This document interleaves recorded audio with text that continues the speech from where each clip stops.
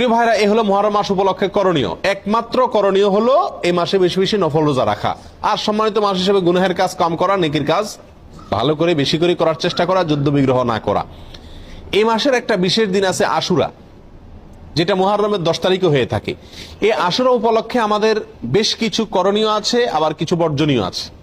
করণীয় কাজ কি সে বিষয়ে বলার আগে বলতে চাই, নবী করিম সাল্লাল্লাহু আলাইহি সাল্লাম মক্কা থেকে যখন মদিনায় হিজরত করে আসলেন, তিনি দেখলেন যে মদিনার মানুষেরা, ইহুদিরা, মদিনায় ইহুদিদের বসবাস ছিল, তাদেরকে তিনি দেখতে পেলেন যে তারা আশুরার দিন অর্থাৎ মুহররমের 10 তারিখে রোজা রাখে।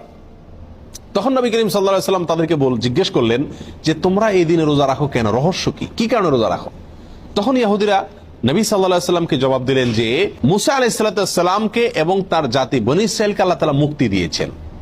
ফেরাউনের অধীনে তারা কৃতদাস হিসাবে দীর্ঘদিন বন্দী ছিলেন, জুলুমের শিকার ছিলেন। আল্লাহ তাআলা তাদেরকে মুক্তি দান করেছেন, ফেরাউনকে ডুবিয়েছেন, সমুদ্রে ফেরাউনকে ডুবিয়েছেন, আর মুসা আলাইহিস সালামকে এবং বনী ইসরাঈলকে আল্লাহ তাআলা রক্ষা করেছেন। তাহলে বনী ইসরাঈল জাতির প্রতি, মুসা আলাইহিস সালামের প্রতি আল্লাহ তাআলা অনুগ্রহ নাজিল করেছেন, তাকে এবং তার জাতিকে স্বাধীনতা দিয়েছেন, মুক্তি দিয়েছেন। আর সেই জন্য আমরা তার উম্মত হিসাবে শুকরিয়া আদায় করে এই দিন রোজা রাখি।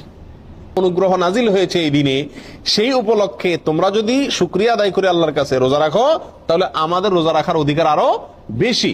এই নবী সাল্লাল্লাহু আলাইহি সাল্লাম তখন সাহাবা একরামকে বললেন যে তোমরাও কি করবে, আশুরার দিনে রোজা রাখবে, তবে ইহুদিদের সঙ্গে ব্যতিক্রম করবে। ইহুদিদের সঙ্গে কি করবে?